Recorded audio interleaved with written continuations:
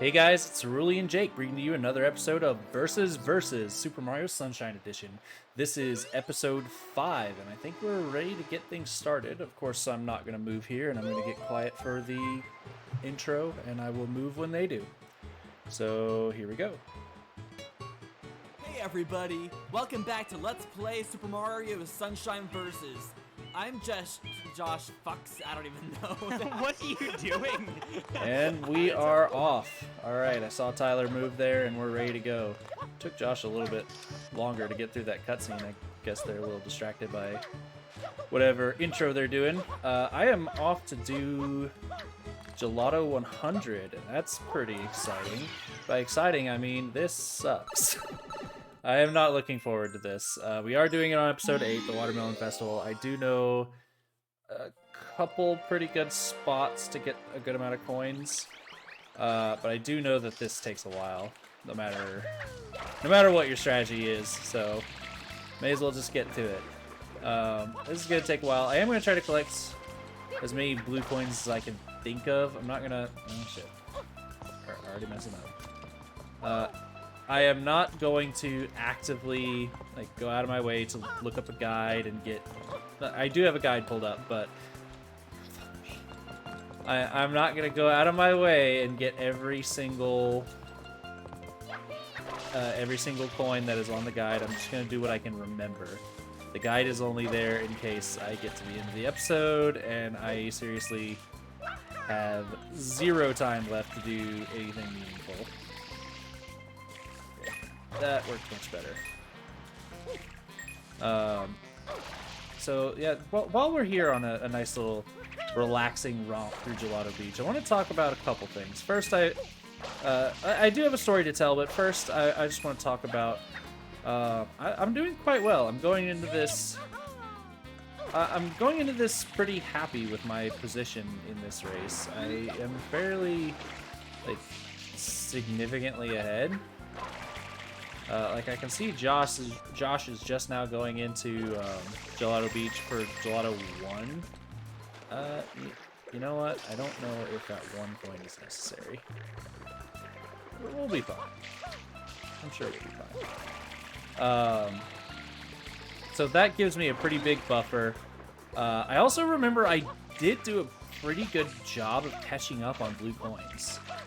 I am not as behind as you may initially think by the way that I was talking about ignoring blue coins almost entirely. I'm actually doing pretty well in this race, and I'm feeling confident about that. I think that's going to lead to a lot less scatterbrained and freaking out commentary, which, I don't know, maybe you guys enjoyed. But for me and my peace of mind, it's going to help a lot.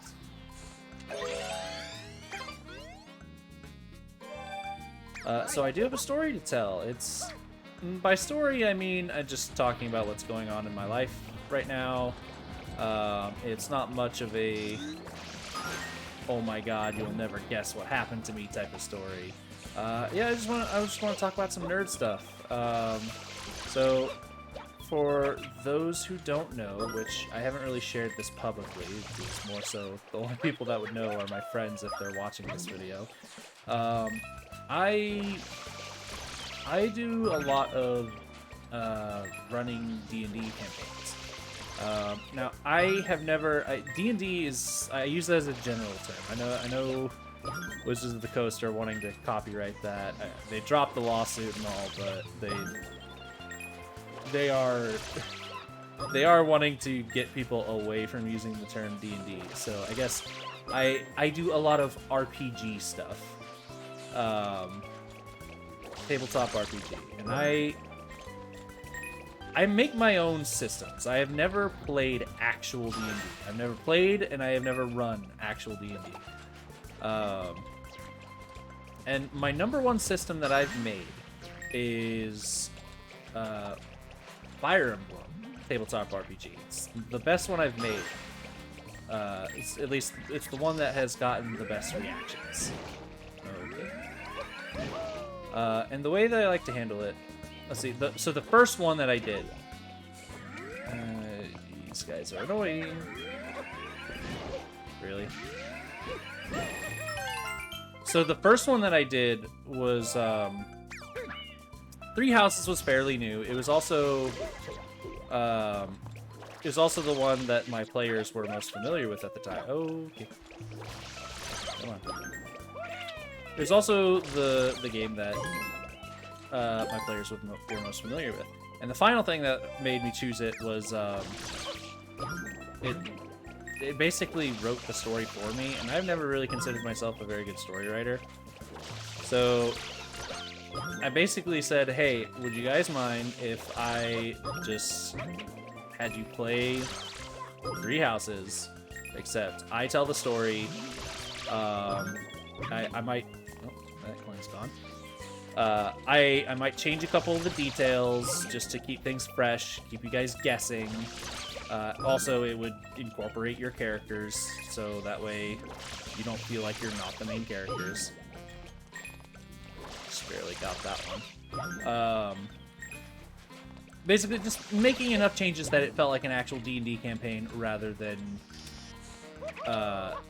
we're just playing 3 Houses. That said, there were a lot of familiar faces. There were obviously the main characters that everyone is so familiar and so fond with. You had the house leaders. I even incorporated Byleth. He was just a teacher. So it was a lot of fun, and the one that I've been doing most recently, I decided to revive. FE RPG. I'm calling it now. It's been a lot of fun because I decided I'm going to take a crack at writing my own story.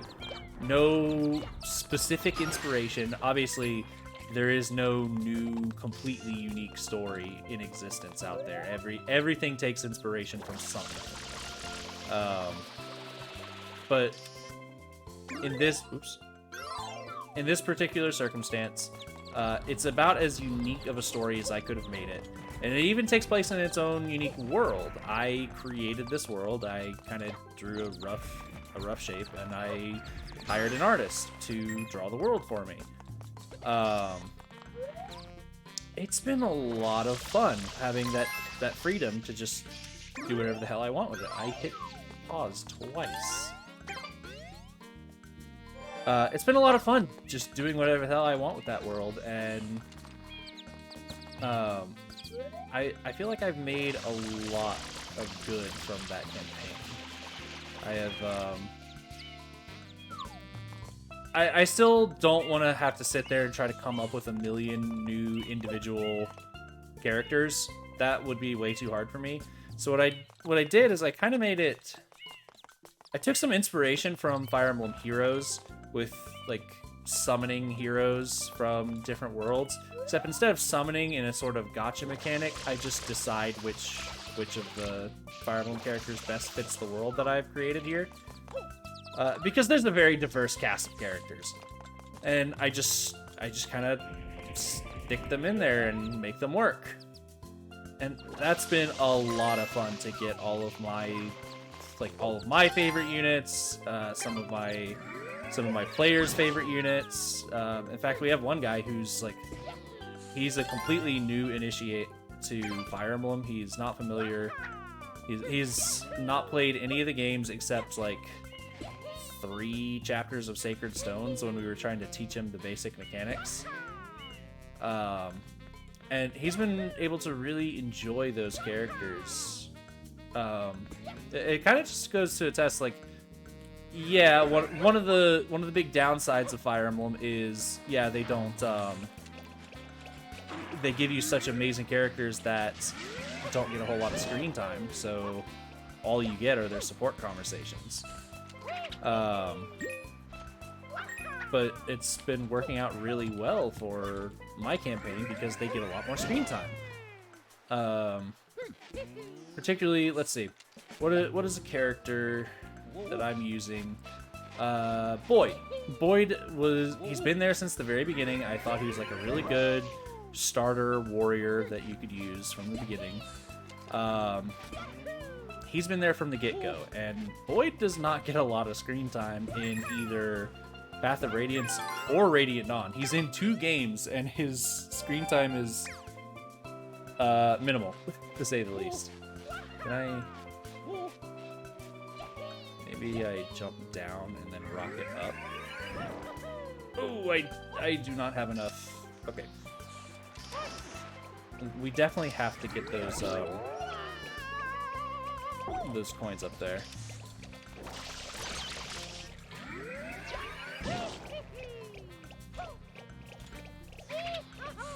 No. Okay, I can't see. I really hate the rocket nozzle. I hate the rocket nozzle so much. But I didn't come here just to brag. I wanted to talk about something I'm really excited for. So the next session is tomorrow. I'm recording this in the middle of the night. It provides the least likelihood that my very loud upstairs neighbor is not going to stomp on the floor. They are most likely asleep.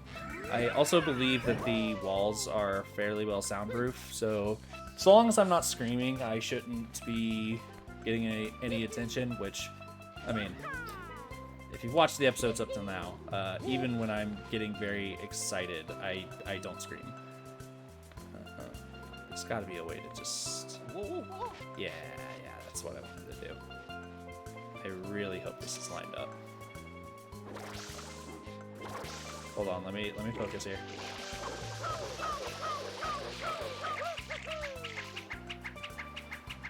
You need to be holding forward. Okay. Oh, this was one of the shines I was a little worried about.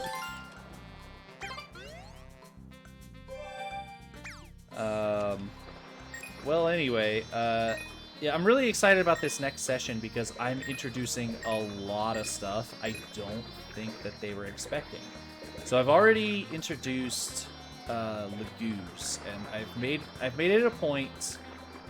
One of the things I wanted to borrow from the games is I wanted to create sort of a rift between humans and Lagoos, because the humans are...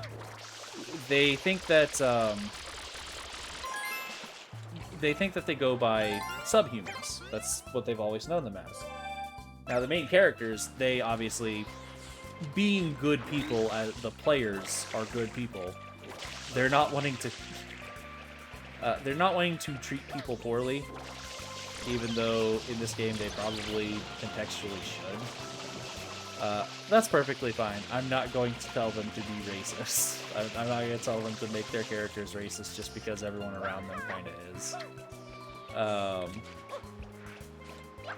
But it's... I decided that this is going to be a really big chapter for the Lagoos. They sort of have this area that I've kind of relegated them to. This is where they live, and their existence is only somewhat known. And they're going to go there, and they're going to be ambushed by them. I haven't quite decided if I want them to be praised, because that is another plot point that I'm kind of going for, is that there's been some stuff going on that makes them not so well, shit. That makes them not so friendly. I don't know if I want to make them praised or if I want to make them just defending their territory. Because, I mean, that's a very animalistic thing to do, so it would make sense. But I don't necessarily... They're going to be killing them, so I don't know that I want them to be able to walk away from that with a clean conscience. That if they were, like... If they're crazed beasts that can't be controlled or reasoned with, then, I mean, no harm in killing them, right? Carefully now. Thank you. Okay, we're missing 20 coins. There's a lot of coins up in the air, and I'd like to get those, but where the hell are the rest? So that's really exciting. I'm also introducing a new recruitable character. And the way that I'm going to do that this time... I've had a lot of recruitable characters from just talking to them, and suddenly they're a part of your squad, or just they were assigned to you. Whatever the case is, I've had a lot of stuff like that. And well, it's been working out, but I've been ignoring a lot of the classic Fire Emblem tropes of, you know, you have an enemy and you need to go talk to them and convince them, or another one that this one that I'm going to be doing is they're an allied unit, they're a green unit, and you need to go talk to them before they get themselves killed. There's no coins there. Oh my god. Where?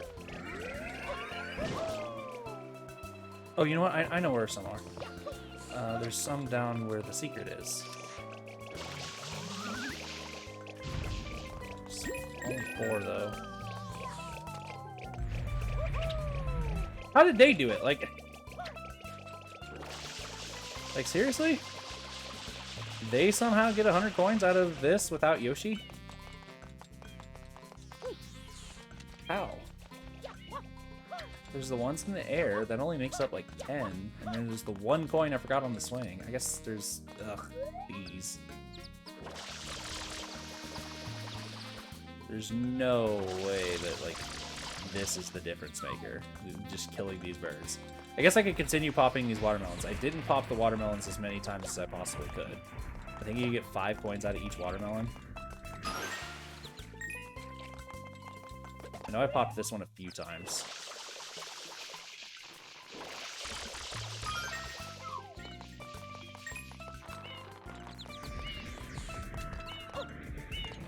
How much time have I wasted on this?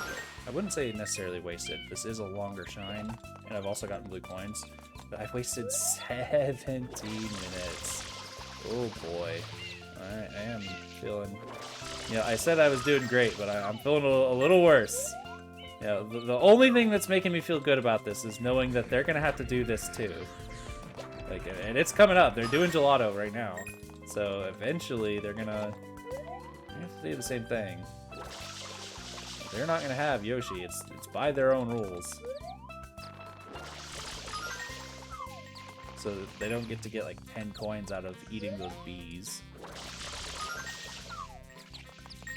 Yeah, if it were up to me, doing shines in whatever order I wanted to, I would definitely not touch a single 100 coin shine until I had Yoshi. Yoshi makes all of them so much easier. Is that, what is Rico? Rico was 3, right? We did Rico in episode 3. Yoshi wouldn't be there in that one. So I don't know, maybe it's not. Maybe it doesn't help for Rico. But absolutely helps for Bianco, and definitely helps here too. That's also a lot more than 5 coins you get out of these watermelons. So probably the best way to go about this is just keep popping the watermelons. That way I don't have to aim at those coins way out in the air. And I will just accept however many blue coins I've gotten in this episode so far. What are we at? So Josh is at 64 blue coins. Oh, that one's done. I am at 60. That's good. Tyler's at 60. I'm at 32 shines. They're at 24, 25 for Josh. So yeah, I still got my healthy lead. Plus I'm almost done with the 100 coin shine. It's one of the longest shines in this game. No, you don't leave me alone. Oh, I forgot your, there we go. Almost. Oh, so the thing I was excited about, the new character I'm introducing, I decided I wanted to bring Owain into the game. Now, Owain, for those that are not informed in the Fire Emblem world, is quite the colorful character. He's dramatic, and he also breaks the fourth wall a lot. Not in the same sense that Deadpool does. Like Deadpool, he looks at the camera and talks to the audience. The way Owain does it is he just makes references to the other games as if he somehow has knowledge of them. What am I doing next? Pinna? Yeah, Pinna Park. All levels. Good enough. I can do Pinna. Oh, finally I have the hover nozzle back. Thank God.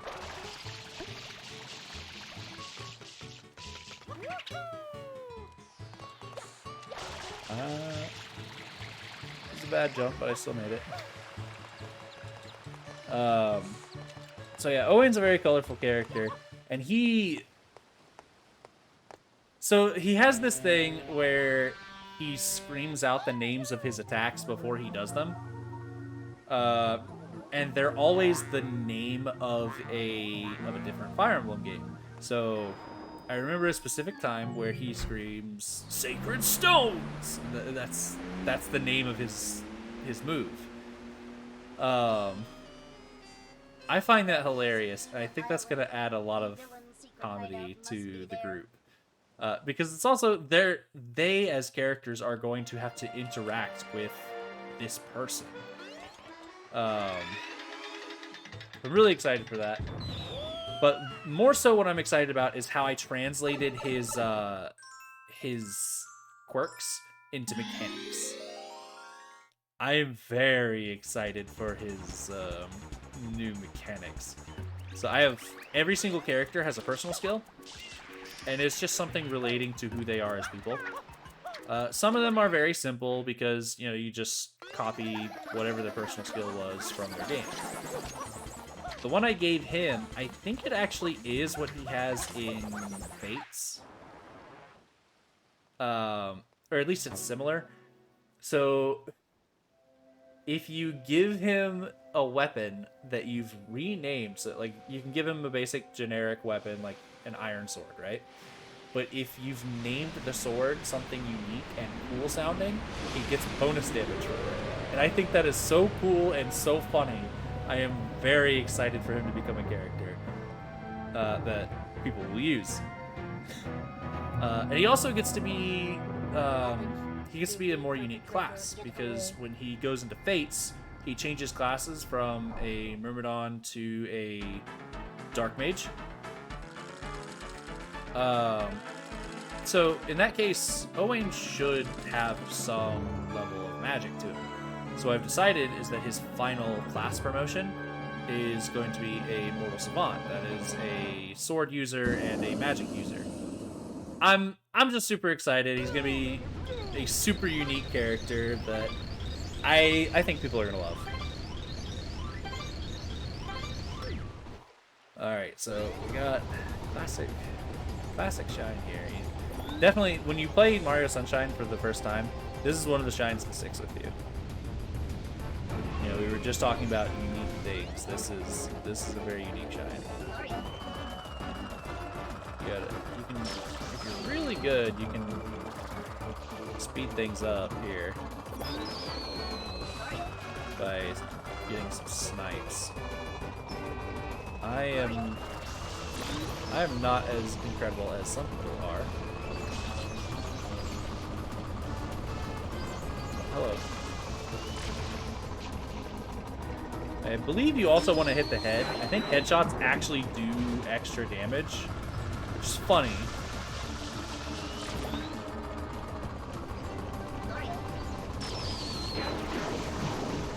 Just funny that they have included the mechanic of headshots dealing extra damage in a Mario game, of all things.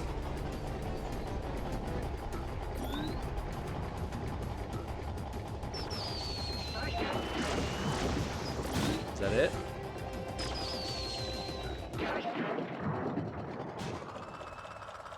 Nope, that's it. Okay. Easy peasy.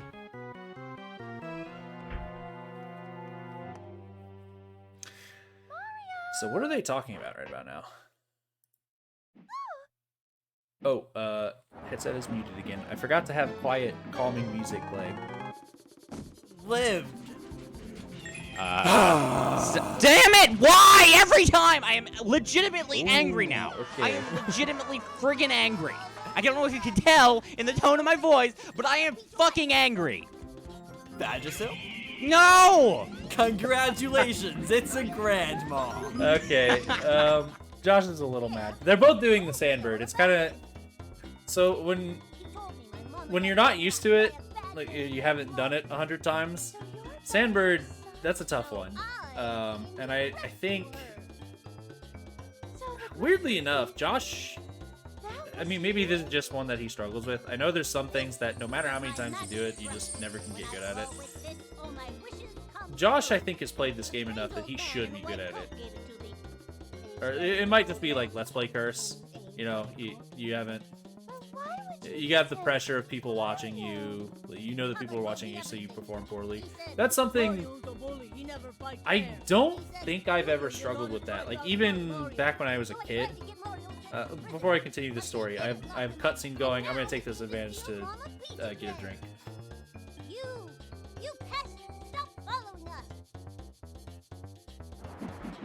Okay. I don't think that's ever been something that I struggled with. I remember... I can remember bits and pieces of my Pokemon Let's Play. I was actually kind of... My Pokemon Let's Play was a long time ago. My Leaf Green Let's Play, that is. That was back in the days of just, you know, pointing a camera at the screen and praying people don't get mad that the quality's terrible. So, I mean, that's all I had at the time. So, that, I remember bits and pieces of that. I don't remember making any major mistakes, like any major embarrassing mistakes that would make you, like... It would make you wonder, what the fuck is he doing? Is he terrible at this game? But Pokemon's fairly easy. Like, once you... It's more of a knowledge game than a skill game. Unless you are playing competitive. Oh my god, if Mario. you're playing competitive, then oh my god, please, skill please, does have please, a little bit to go into it. Please, fuck! No! Oh, he just fell off after getting all 8 points. He's pissed. I guarantee... I can't hear what he's saying, but I guarantee you he is fucking livid. I'm actually going to take this time to get some... a little bit difficult blue coins.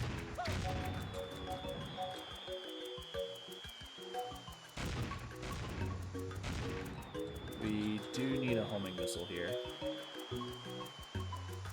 Or just a lot of luck. I think since this is behind the tree, he can't actually hit it. Oh! I could be wrong. Maybe if I back up a little bit.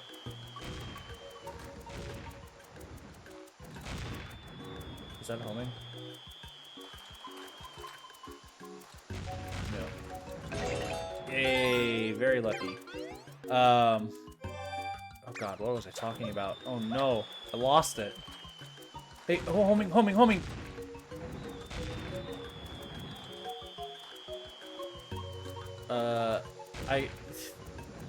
Normally I'm pretty good at being able to go back to topics I was talking about, but this time I am 2 topics removed. I stopped what I was talking about to talk about how pissed Josh probably is, and then I also stopped talking to talk about getting blue coins.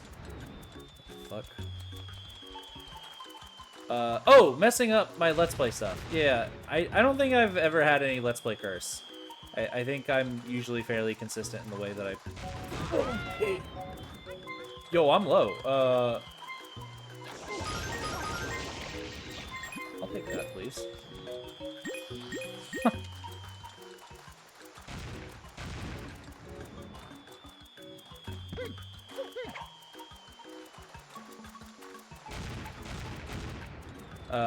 I'm usually fairly consistent. I haven't really dealt with Let's Play curse or anything like that. Good enough. It's been nice to be able to show how good I am at games, but when I say how good I am, I'm not bragging. I'm saying exactly how good I am, whether that be good or bad. I noticed that sounded kind of arrogant. Oh shit. I don't remember in terms of details, like how I played and how well I covered details of the game, like anything I commentated about. There's only one thing I can remember about my Pikmin 2 Let's Play back when I was a part of, okay, so I was a kid when my friend and I came up with this username, so don't mind the cringe. We thought it was cool at the time. Don't blow up. We thought it was cool at the time, and admit it, if you were a kid, you would love to have a username like this. Oh. You would love to have a username like this. It was cool. We had the Gaming Revolution dudes. And it wasn't gaming, it was game in, like with IN. That's because YouTube had a letter limit and we couldn't figure out what to name our channel. So, yeah, that's what we had, and I remember it being fun. That was one of the. Anyways, And it was one of the few things I remember. Attacking Toucans and JoshJepson. It was a lot of fun. I remember we had. We will originally see we you intended guys for it next to week be for a part 6 of three-player, Mario Sunshine Versus. three-person. Yep. Thank you all for watching. Channel. Oh shit! We're done. Okay, well, I'm confident that I got the blue coins within time limit. I can show it on the screen too. I did get the blue coins. But